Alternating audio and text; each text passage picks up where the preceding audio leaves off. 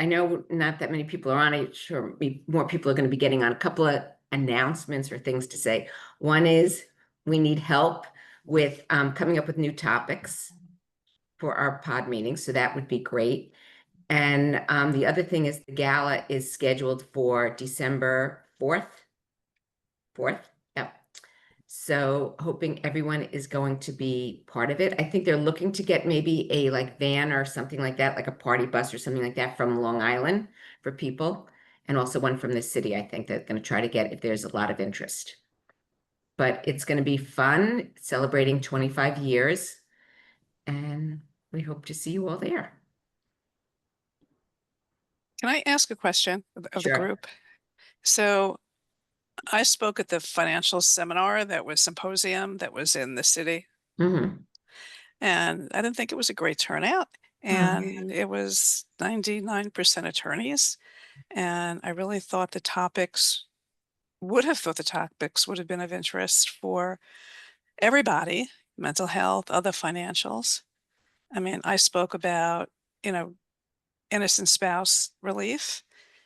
I mean, I think that would come up with mental health professionals, you know, and there was a part on alternative investments, which maybe, some of the financial people who that's what they do for a living already know about, but it helps to hear it even again.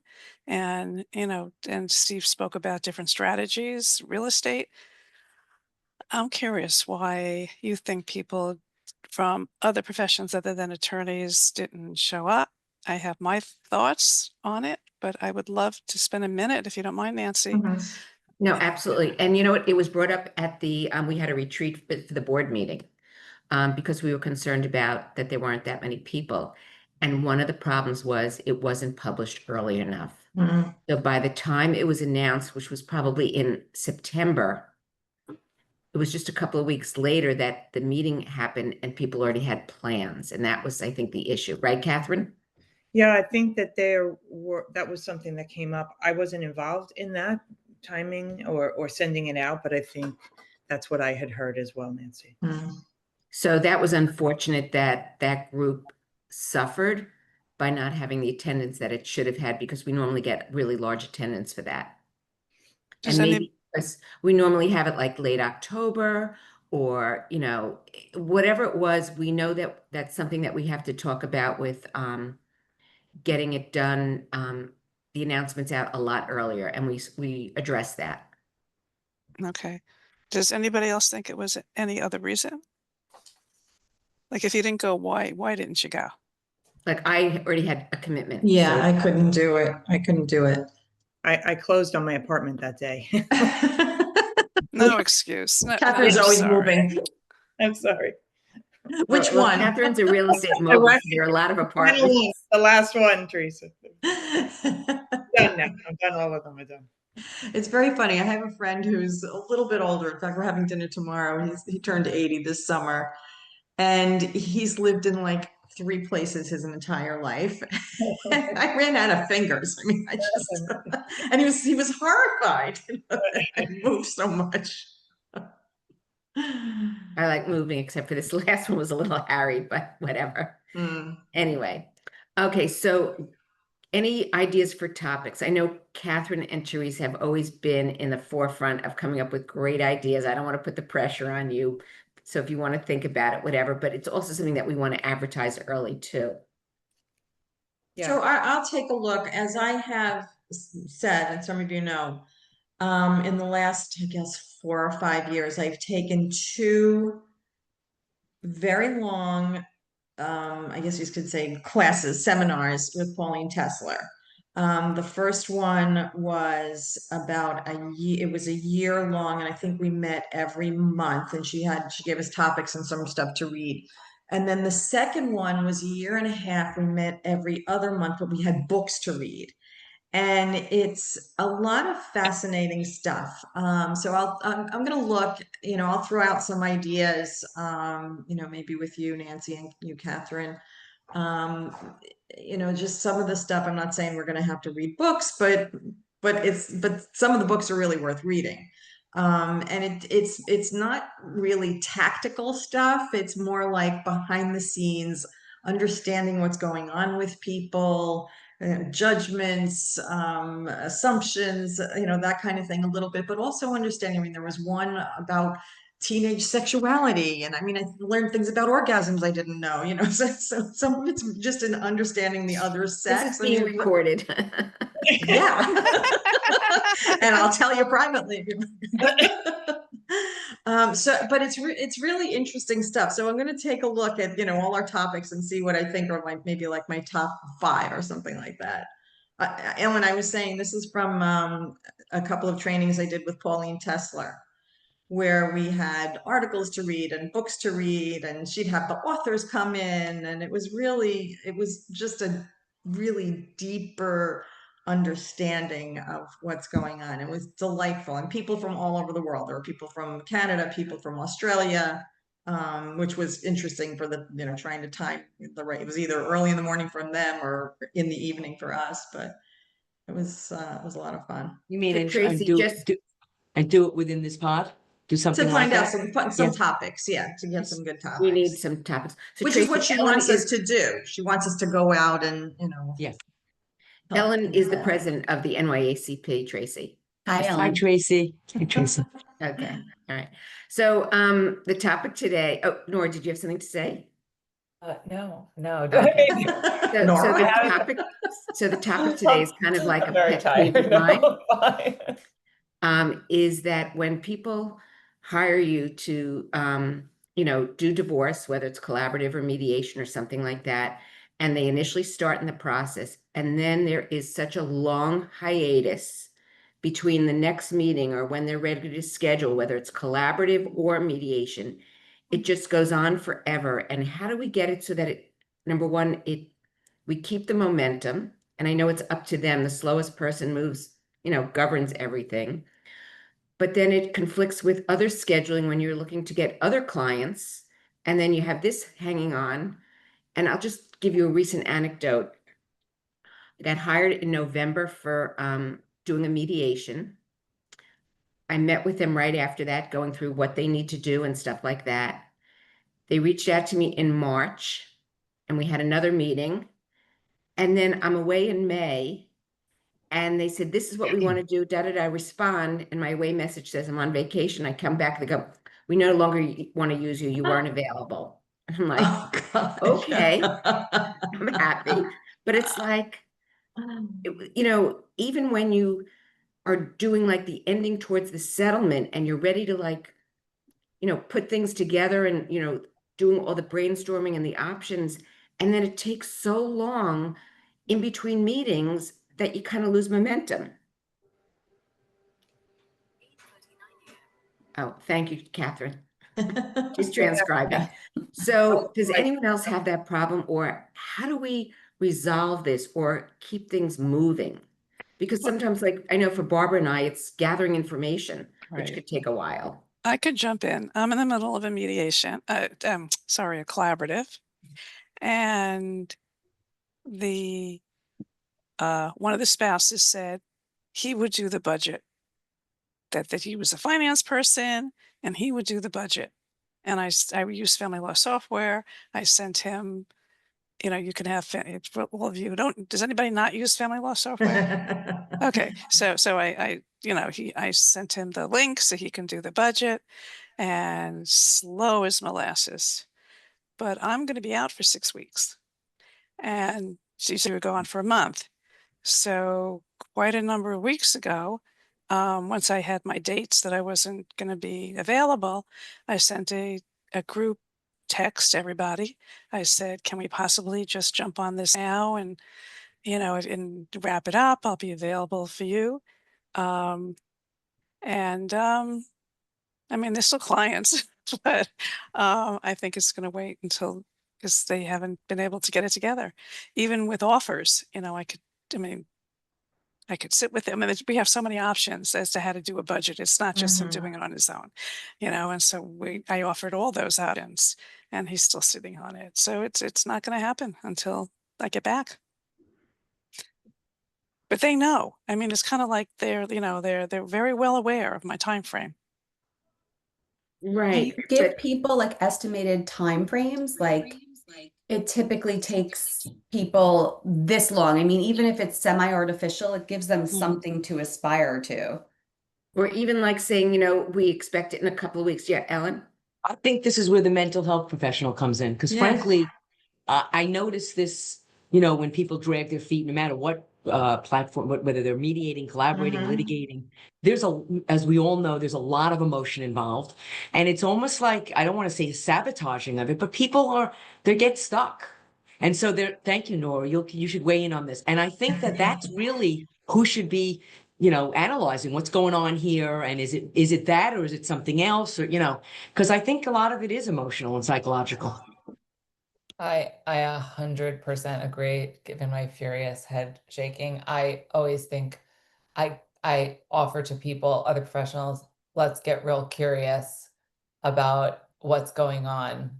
Right. That's the time where I want to lean in and I want to listen. Like if I'm on a mediation, the one I was talking about, the co-mediation, the wife is so desperately afraid to get to the point where they're going to put pen to paper. And I talked to her about the loss in divorce. Our brains are loss avoidant, and we as humans are going to do every possible thing we can. Our brain is going to play tricks on us to protect us from the the impending loss. She's had a fear of loss of control, to lose control, to not be able to be heard by her soon to be ex. They share 2 children. But of course, it's coming no matter what she does, and she needs to be heard in this, right, in her grief. Life is not turning out like she expected, and there is something quite jarring, even if you two are like this and it's supposed to be done, it's not good for the kids.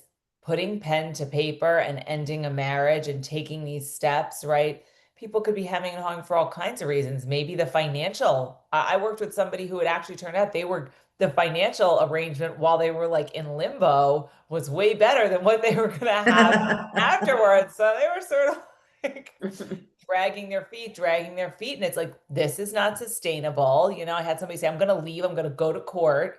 I was like, okay, let's talk about what that's going to look like. Right. Yeah. Right. So I couldn't agree more, Ellen, that there's usually something going on Usually. behind the scenes, or there could be something that they're hiding or whatever the case may be. But a lot of it is emotional, right? If you're making decisions from emotion, they're not going to work out well.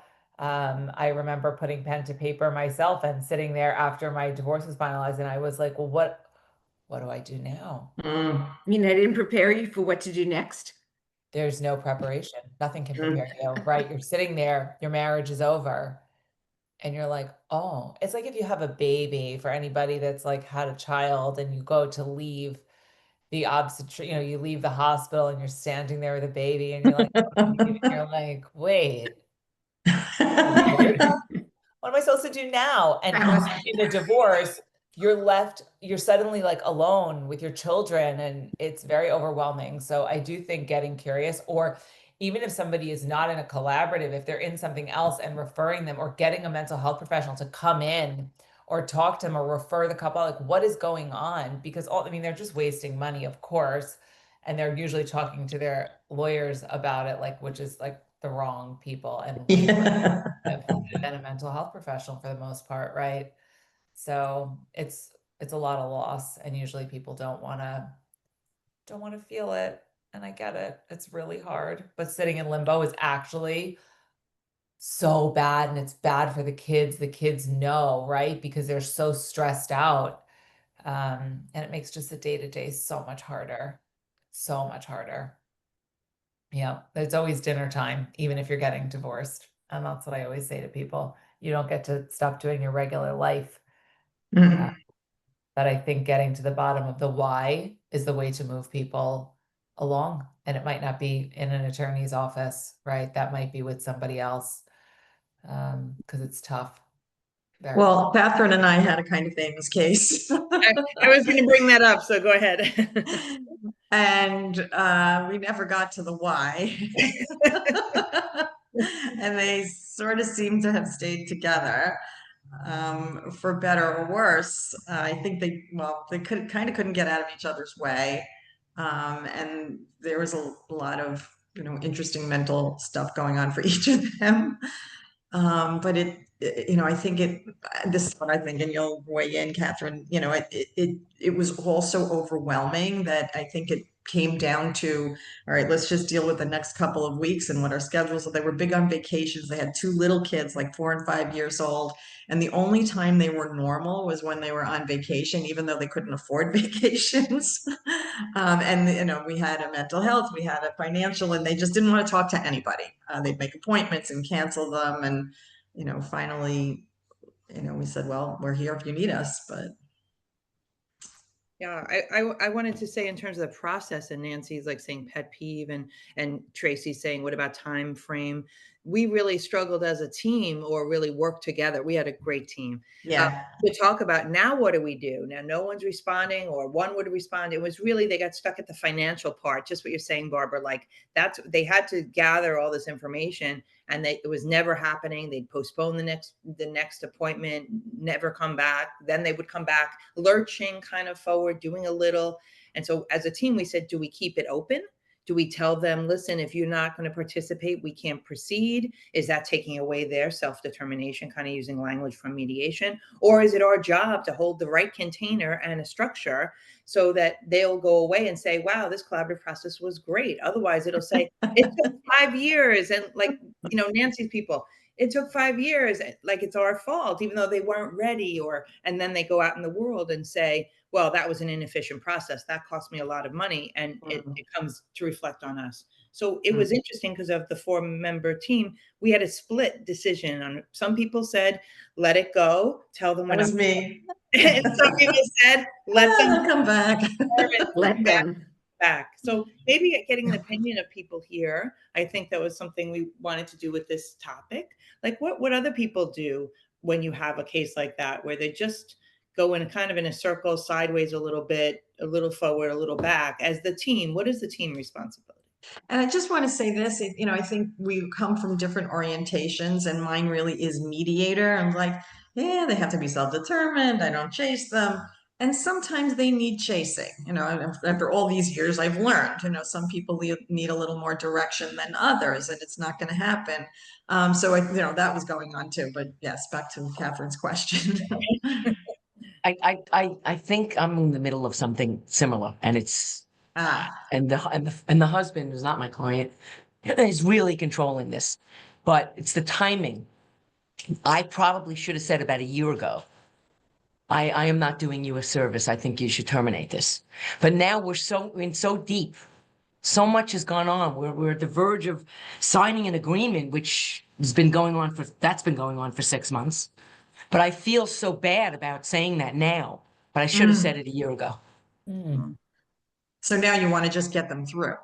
Yeah, because I feel that Hopefully. now we're going to terminate. I mean, it's too much has gone on, but Right. this has been going on for a while, and of course, hindsight's 2020, right? Like had I known that he was going to be successful at delaying this, I would have done it then.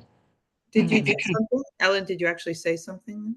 Have you yet, or you're planning to? I haven't said something. I mean, I've said it to my client. I've had many conversations with her about getting out because I'm not doing her a service. I feel like. Is Did this you a talk to the collaborative? team? This is, I have spoken. Unfortunately, we don't. The mistake was we didn't do a team because they were working with one of our members of our organization outside of the process. So we let it be like that. We do have a financial person that's. So we do have a team, but it wasn't like. A team. It wasn't. It was because the mental health professional didn't sign the participation agreement. She was working with them, and the other attorney. Yes, I have said it many times, but we're stuck.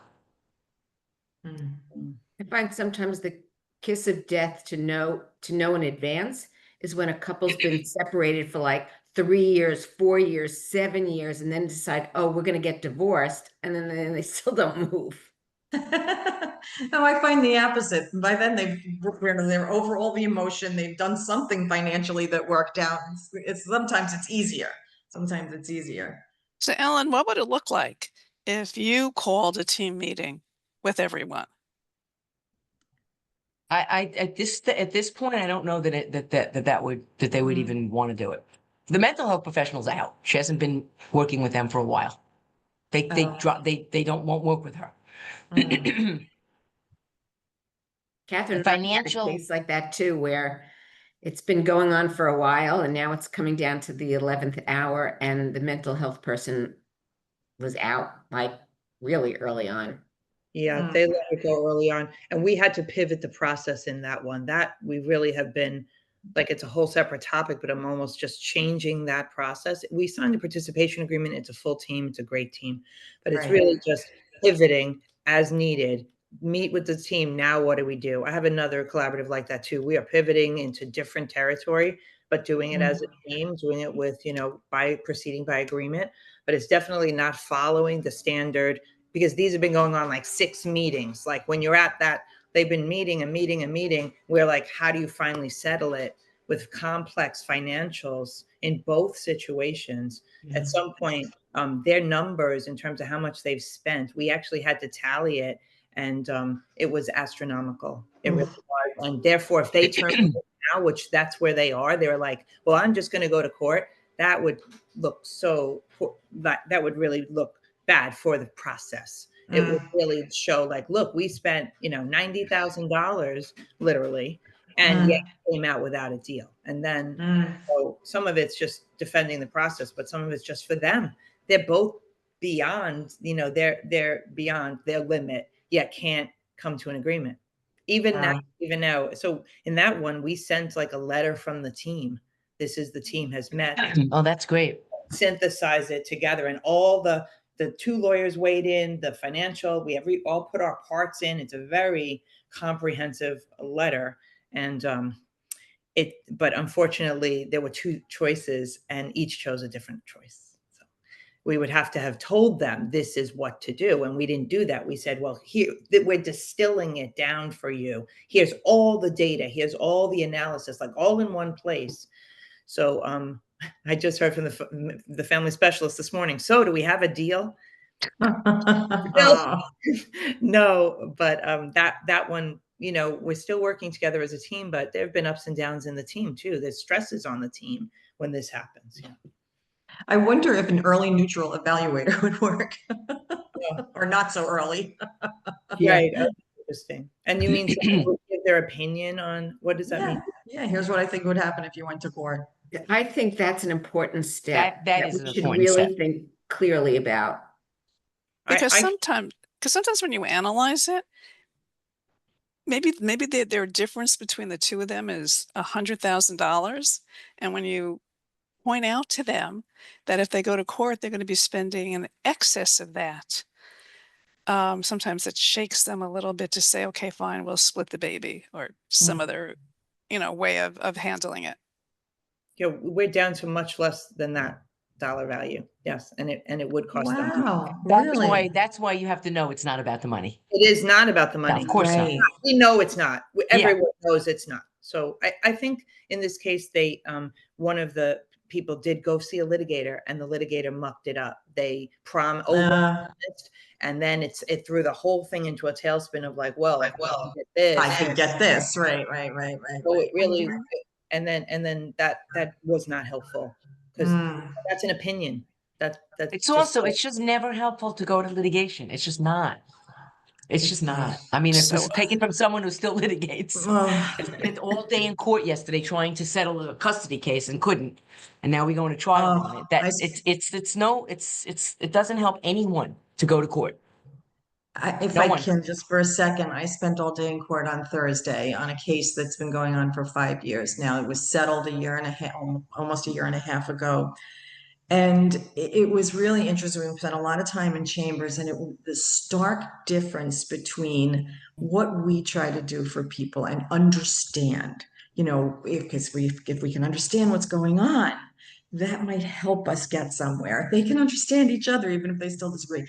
And this judge, this is just a little tiny story. He was the second judge. He said the other judge had really good notes, and I read those notes, and I read what the clients were doing. And I said, and it colored your opinion of my client.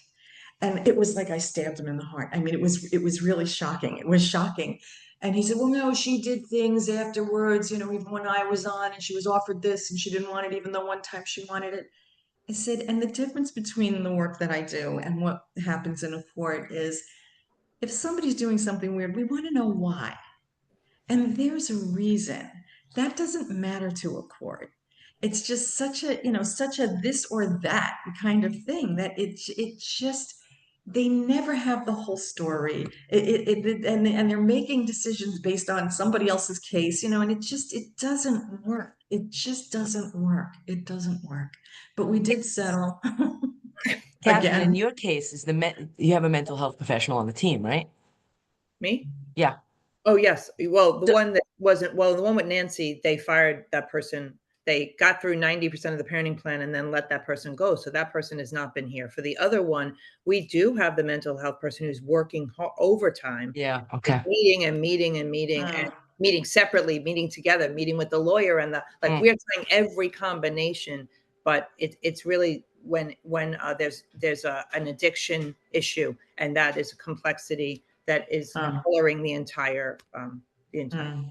Well, I'm going to make a statement. Tell me how everybody feels about it. How does it feel to be able to say to yourself, you just can't get through, you can't get from A to B in this process. We've tried. Right. Oh, Right. How does that feel? That doesn't feel comfortable with me.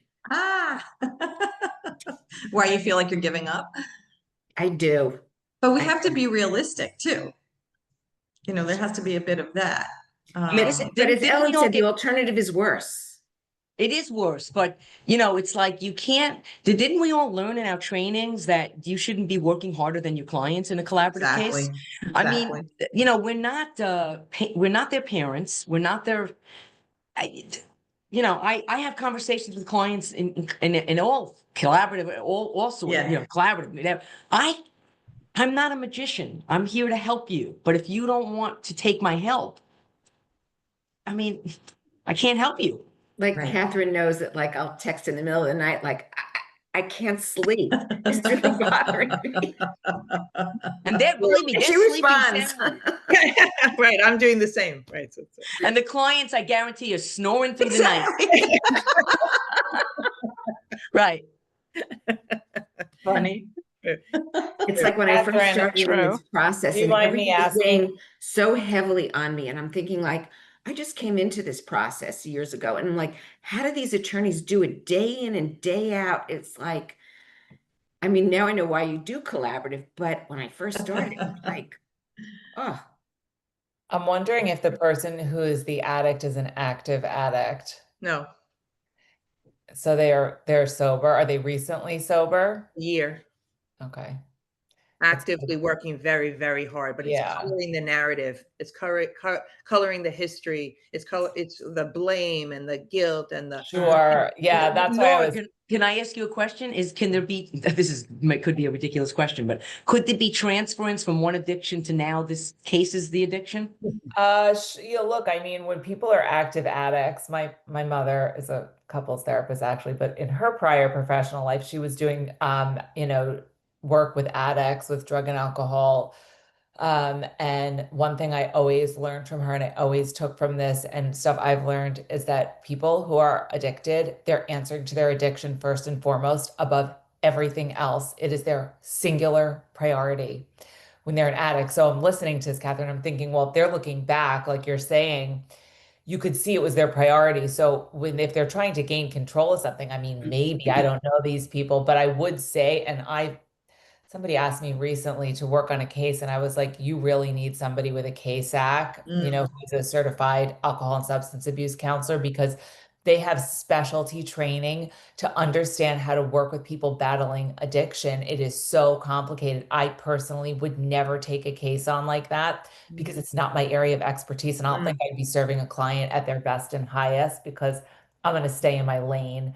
And so look, anything is possible, Ellen, right? If somebody's addicted and they're trying to hold control of something, maybe they're afraid. I don't know. When the divorce is over, could it feel like things are falling apart again if they're working so hard to stay in control or ahead of their addiction? I don't know what they were addicted to or what their life looked like, but people looking back, I mean, if you are, I mean, I worked with somebody who this client they wanted me to take on, they were hiding bottles of vodka in knee-high boots in the closet in storage. You know, they would do anything they could to hide it, to keep going, and they're answering to it. And that people always think about betrayal as being an affair. There are so many kinds of betrayal. And, you know, when there's addiction involved, people feel betrayed too. You know, it's like you're answering to whatever substance you're addicted to, and you're honoring that above our marriage, above our family. It could be anything, but it is so complicated. That's why when I was just listening to that, when you said addiction, you know, it's such a complicated landscape, really complicated. It is that, Nora, what the second part of what you said, it's the spouse, not the addict. It's the Right.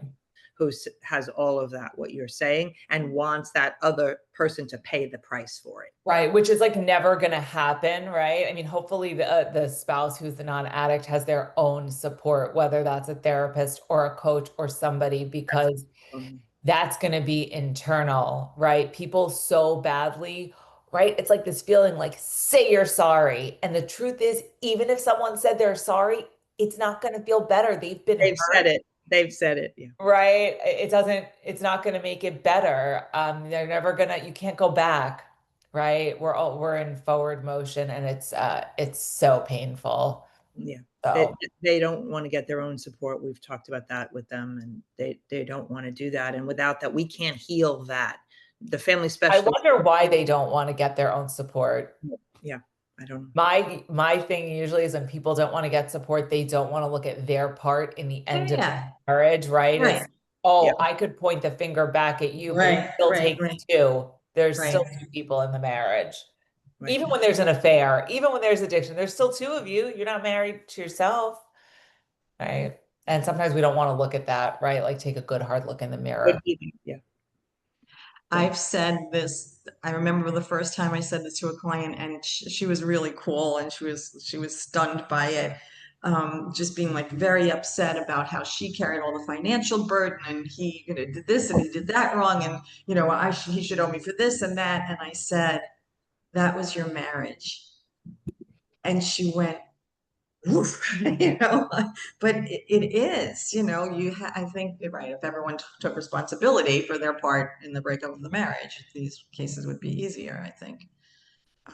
But to be able to say, you're right, let it go, is hard. Yeah. And the children are getting stuck in the middle, and that's what's working. Yeah. Also, How we old can are they? accept things we don't like. You don't ever have to like, no, you can always be like, I hate this, and I accept that it's the truth, right? You're making your life harder because you're swimming upstream, right? We can accept things we don't like. Like this was in your life. This is horrible. That's never changing, right? Whether you're with the addiction in the past, right? It's like, that was horrible. I'm just like, this is a terrible thing that's happened. And we can't go back. It just can't. There's just no, I mean, I do love Back to the Future and Marty McFly, but like that's not real. So I don't have a DeLorean over here, though I would like one, but I don't have one. So, right? It's like we can accept things we hate, right? That are so painful. It doesn't mean we're okay with it. It just means it's the truth that happened. And that sucks. It's really hard. So getting back, how do we move the clients forward in the right tempo? You know, I know that when we did the streamline, it was very scheduled and people were committed and there were deadlines and everything else in like an end game, basically. But I think the streamline, because we do the screening, we get people who are committed, Right, have right.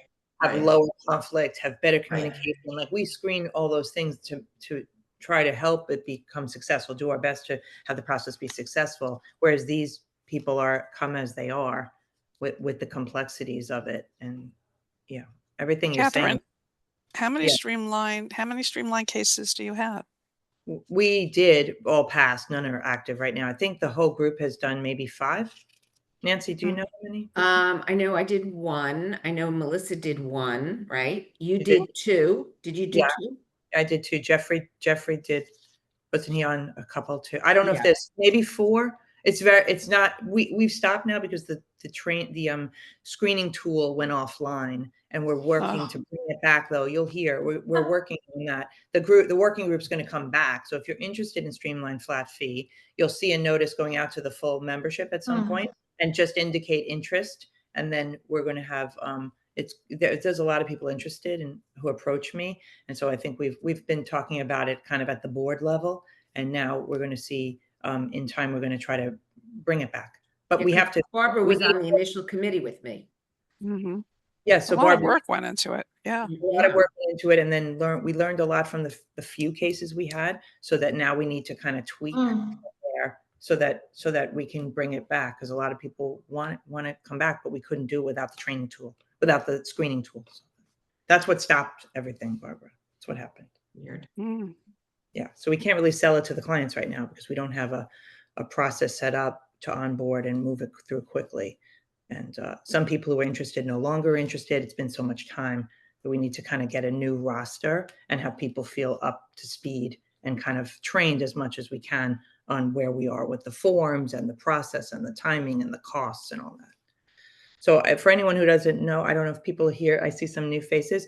It's a model called flat fee or streamlined, where the neutrals do a lot more of the work up front, and then the lawyers come in later. And it's a process, like Nancy said, you have so many hours of time with this lawyer, so many hours of time, and it walks you through. You'll now have this meeting, it'll be 30 minutes. Then you'll have an hour meeting with your lawyer. Then you'll have, and it's all set out. And for that package, it's this fee, one price. And people really loved it, but not everyone can do it because you have to be screened, because otherwise the lawyers, everyone could be working almost for nothing if it's flat fee, but it goes on for 3 years. So it has its nuances and complexities, but overall it's very attractive. We're trying to bring it more to a middle class audience and not have to keep it at this level of some of these cases. So we're working on it, but if you're interested, please, you can reach out to me or look for the notice that'll be coming out. Yeah. And it's good because it kind of, like, as Catherine says, it makes collaborative more affordable to everybody, and it gives everyone the specialists that are really going to help move things forward where they need it, kind of thing. So It's very freeing. We liked it, Nancy. We liked it. I love not billing. That was the best. You don't have to bill. You just keep it, as long as you keep on the. As long as you keep I them, would still want to know how much time I'm spending. No, you do keep track of your own hours, so but you're not billing like for, you did this and this during, Yeah, you keep your own track. I kept a whole separate log just for. Otherwise, you don't know if the flat fee is the right fee or even close. Right. And then, for the next case. Kristen? Yeah, so I'm super intrigued by it. I've heard of the streamlining kind of process, and I think it's such a good product for people to have some expectations as far as costs, right? Where I struggle as being an attorney is like only devoting a certain amount of time to my client. Like if you have a higher needs client, I struggle with the process because they need to understand, they need to be informed. So if that process takes longer than what we've mapped out as far as time with each respective attorney, like how do we deal with that? Like I've talked about the streamlined process with other professionals as well, and I'm very intrigued by the idea. I just struggle with limiting, so to speak, the representation piece. What do you guys think? Kevin, you want to speak as the attorney or? Yeah, I that did come up. Other people were concerned about that. I think in the screening, we're trying to get people who are not that personality who need that. It's mostly two people who, like in an ideal world, would be two W-2 earners who are co-parenting well, who have decent communication. Maybe there's a little more complexities around things so they can't mediate, right? Otherwise they would be mediating, those people, but they need a little more support than that, or they like the idea of an attorney in their corner, but they're not going to need all that hand holding that someone else might need. Because otherwise you feel you have to do your job.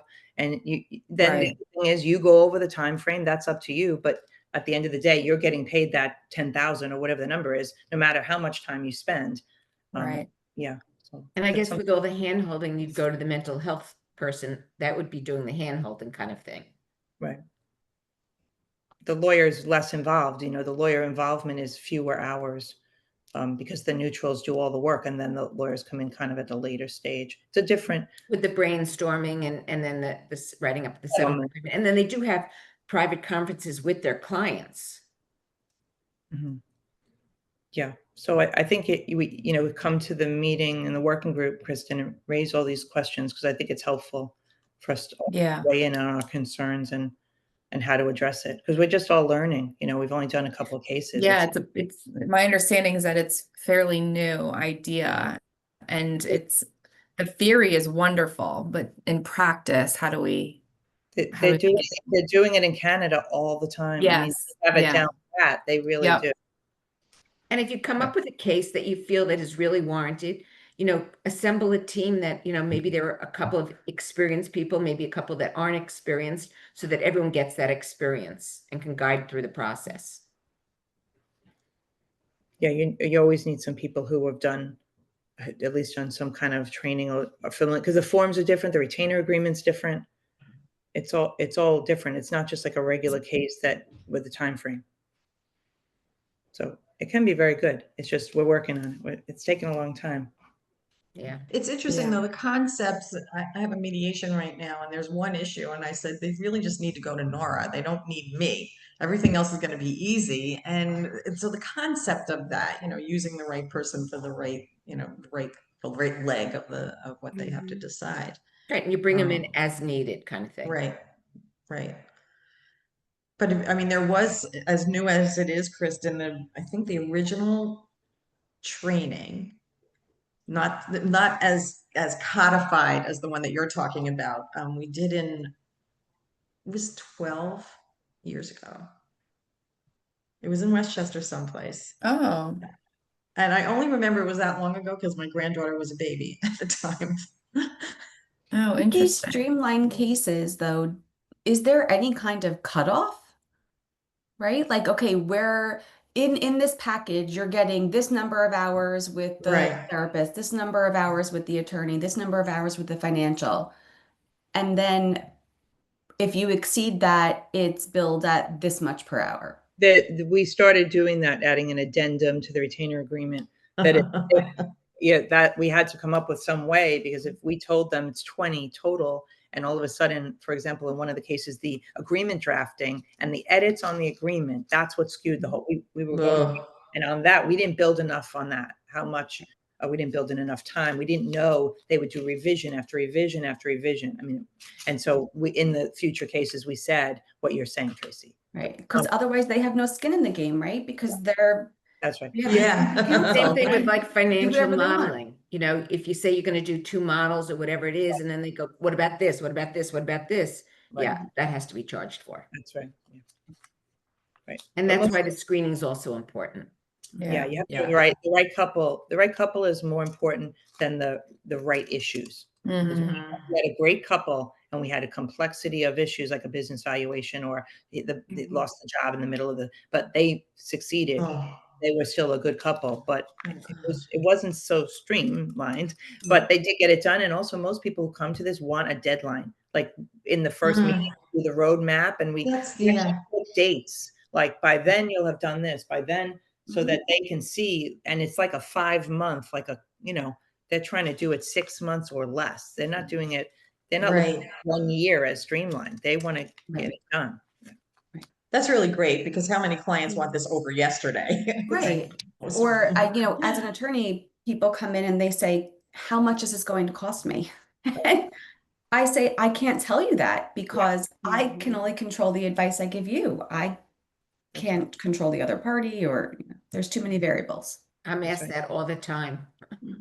That's hard. And you know what? I remember doing one case where the couple came in and you know how you talk about like, what's the reason you're there? And they were the models for collaborative divorce, what they said and everything else. Well, if I could tell you how many models it took and this and that, and how long it dragged out, they were not so modeled. Were they just modeling? Maybe they were just parroting what they should be saying. Right. Yeah. Wow. Catherine, would you be able to share the retainer and addendum language that you're talking about with the streamline process? Yeah, I think I'd have to just talk to everyone who's been working on it, because I don't think we'd want like random drafts that are not Mhm. ready to. So, but please, when, we're gathering lists of names of people so we can work on those forms together and make sure, because both lawyers have to use it, that, we have to all be as a team. It's a very cohesive team model, and everyone's got to be on board with it and come up with the fees. And we actually have a fees meeting in the beginning and talk about how many hours you think it's going to be for the financial here. This is more heavily weighted. This one is really all parenting, so that when we send it out to the clients, we've really already talked about where more time has to be given to our best estimate, and even the forms, those keep improving. We'd have to go to like the last team and find out what was their form, because that would be the last iteration. And I don't know that I was that person. And I don't know each, if my team was the last. I don't think I was. and each specialty has their own retainer agreement. Right. Mhm. Yeah. So I think that yes, we want people to join, and we need a certain number of people to have on a list, because it can't be anybody. And some people really aren't interested. Some people just, it's not for me. It's not for my firm. I don't want to deal with it. And other people are very interested in it. And we have to meet first before I can start sending them out. But would love more participation. Be terrific. Yeah. Right, No, so I really love basically, I that think what concept. Catherine's saying is if that you have a case and you want to do it, to reach out and that kind of thing, and we'll gather it together. Yeah. We want to get started, but we have to, I'm not in control of anything. I'm working collaboratively with other people on this, of course, so. But I can make a note of your interest, Tracy, and also Thank you. Kristen. Anyone else want to share anything, or? Did we come to any conclusions on what we do? No, we did not. We just like. Well, we could let them. I am stressed out I read about that. Catherine's client though now. Now I'm going to be thinking about it. I'm like, oh God. I'll let you know what happens. It's active right now today. It'll My be active gosh. today. So. It's so So hard. here's the other thing. Ellen, you're muted. I Go said ahead. it's an active volcano. So here's the other thing that, I know I've spoken to Catherine about, because I don't have it in my retainer agreement, is when cases go on for so long, I mean, sometimes you raise your fees. And they could be dealing with like 1990 fees, not 1990, but Yeah, I never raise during. In fact, in this case, I was in court with the judge at one point and said, what are you guys charging per hour? And I forgot. I mean, the case is so old, I'm charging what I used to charge. Still $50 less an hour. Right. What about in a mediation? Like for me, if someone comes back, they haven't been in mediation for 2 years, and then they come back, then would you say my hourly rate has gone up? Or would you say, Yes. yes, you would. Yeah. 2 years later, yes. Yeah. Mhm. And you're not, Tracy, you're nodding also. So. Yeah, no, we have language in our retainers that, our rates may change periodically. Frankly, we hardly ever do that, right? If the case is ongoing and consistent. But in that case where the case has been on hold for so long, then they come back and they sign an updated letter. Yeah. I think mine says it's good for 1 year. Oh, yeah. That would allow them. Oh, great. I'm locked in for a year. Right. They're safe for the year, But I gotta finish the case, settle the case within a year. Right. Maybe that's an incentive. Yeah. I've never found that to be an incentive anyway. And then I'm always saying, but as a courtesy, I'll keep it. I'm always. Yeah, well, I do that too. But They like that too, anyway. And they love the mediator in you. That is. Right. All right. So we haven't come to any conclusion about how we move the clients along, other than engaging the mental health person to say why. I think that's key. It's really key. I'm going to have a mediation couple right now. We've been over and over everything. It's not that complicated. The kids are grown. They can't stay together. It's a political divorce, so that makes it a little testier, I think, except that if you could just say, well, that doesn't infuse everything that the person is, it's just because they're thinking this way politically. Maybe they're not such dirtbags underneath, but, and they're like, so she says to me now, we've had, I think, 2 mediations, and then I've met with each of them separately. And she goes, well, we're not making any progress. Because you're not making a decision. So, you have know, an idea I too recently their have a heads. new, I'm sorry, go ahead, Nora. No, I was saying people have an idea in their heads about how something is going to go, and then when it doesn't Yeah. work that way, I mean, Right, right. I'm seeing a couple for counseling, for co-parenting counseling, 2 sessions in, they're both sending me rage emails about why is it not better? I'm like, you've known each other for 20 years and we've sat together for 2 hours. Right. I can't fix this and so they have an idea, and I think that can be part of it too, right? Like Teresa, they're saying, well, why haven't we made any progress? Like, well, Right. there's a lot of stuff going on, and maybe they had an idea that it would be like 1 session, it would be over, and when they're attached to the idea, Right. So that's But one I of the think that's things- very common. It's very common. They want to rush until they don't want to rush. Right. So I Right. find, like, as a Yeah, financial right. person, I'm always looking at the money and like what they're spending. And I know the clients are like, we have a big team meeting, what is it costing them? And Oh, I know the God. first initial meeting is really like the interest, the goals, why you're doing this, all this touchy-feely stuff. And at the end, they did the roadmap of saying, okay, this is where we are, this is where we're going. And, I was glad that they did that, because I don't want them to feel that they're not making any progress, that this is just a building block, because the next target is more substantive issues. Right. Rather than feeling like every meeting is going to be this touchy-feely, why do you want to do this? What are your interests, kind of thing. So Well, I think I find that when people are, they have a lot of contention, and the first meeting, they're just like, lobbing at each other, and they're angry at each other, and they're, well, this isn't any good. I go, you have to do that a little bit. We're not going to do that every time we meet. You're going to get over it now. That's right. Yeah. Yeah. They have to trust the process a little bit. exactly, that's the whole That's thing, right. trusting the process. Yeah, that's it.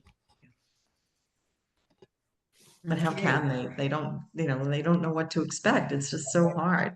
I mean, even like, if you go to therapy, you don't change overnight. It takes maybe a year for something to really be noticeable, and people don't want to put in that time. And they have to trust us. Yeah, exactly. And we Exactly. have to have that connection with Yeah. them. All right. Thinking caps on for Okay. topics. Signing up for Let's talk about it. signing up for the gala. So I signed a lot up yesterday, since it was the last day for the early bird special. Right. That's right. If I anyone bought a missed bunch of tickets. I don't know if they're coming, but I bought them anyway. Thank you. Oh, good. That's good. So if anyone here missed the early bird, Teresa has a ticket for you. You saved the money there. Yeah, great. It would be great to see everybody there. Yeah. It'll be a lot of fun. And we're doing a lot of planning, so it should be a lot of fun. Yeah. And recognizing the people that really got us to where we are today, Including Teresa, including Teresa, the founding father. founding mother. So I hate to be technical, and I don't know how this conversation took place, but we did not train until the first training in New York was in 2000. It was right after 9/11. Yeah. So it's really 24 years. Well, it's Barry Berkman was. That's what dealing I with, was like, thinking. That's early- what I yeah. figured. That you're right. The seeds were planted. Right. Right. Okay, well, we're just being a little Just go with it, Teresa. loosey-goosey. Okay, yes. I'm sorry. Forget I said that. I can let go of it now. We want to do this while everyone's I'm a math healthy. person. He actually flew out to California in 1999, and then in 2000 started meeting with the New York State Bar Association about it, and they started working on wow. an organization. So it works. So will somebody talk about that history? Oh, Yes. that's really great. That's great. So are there speakers? How is this going to work? You have to come to see. She's already Do I have to started. prepare anything? You have to come, just check it out. Okay, It's gonna be fun. all right. It'll be fun. All right, thanks, everyone, and welcome Thank back you, from Nancy. summer. Thank you. Everyone, Ellen, Kristen. Thank you. Bethany. And, you know, It's feel nice free to to send each other ideas, Barbara. me ideas, Ah. and then we can publish it early to get more people on. Yeah, okay. Thank Yeah. you, Nancy. Thanks. Thank you. Bye, Thanks. everybody. Bye. Have a Bye, great day. everybody. Bye. Nancy, I'll see you too, right? Yes, Okay, yes. all right, Bye. bye.